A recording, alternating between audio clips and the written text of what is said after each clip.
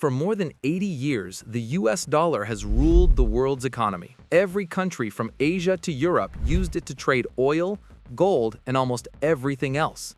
If you wanted to buy something internationally, you needed dollars. But now, the world is changing. Many countries are asking, why should the US dollar decide the future of our economy? This is not only about money, it's about power. Who controls it and who wants to take it back? Let's understand why so many nations are slowly moving away from the dollar and what it means for the future of global power.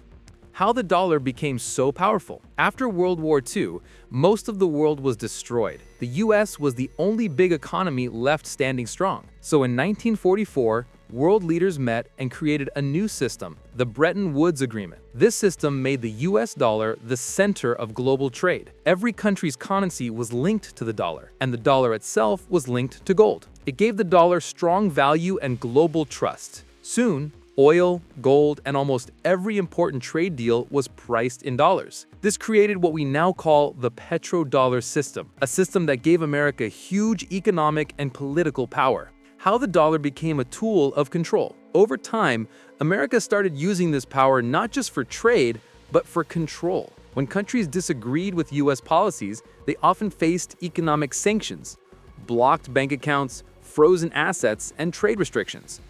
This made many nations feel trapped, because if the US controls the global financial system, it can control the flow of money everywhere. Countries like Russia, China, and Iran realized that the dollar was not just money, it was a weapon. And that's when they decided, we need our own financial systems, systems that the US cannot control. The beginning of de-dollarization. This idea gave birth to something new, de-dollarization. It means slowly reducing the use of the dollar in global trade. Russia started selling oil in rubles and yuan. China began using its own currency, the yuan, in deals with other countries. India made trade agreements using the rupee. And the BRICS nations, Brazil, Russia, India, China, and South Africa, began talking about creating a new joint currency. Step by step, countries are learning to trade without the dollar. Each deal may look small, but together they are creating a new financial world. The rise of BRICS and global alternatives.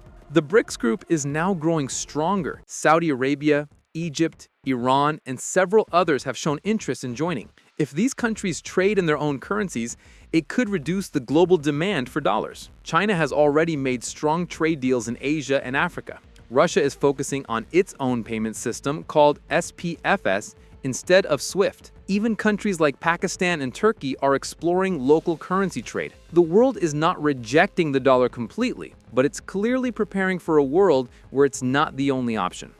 What happens if the dollar loses its power?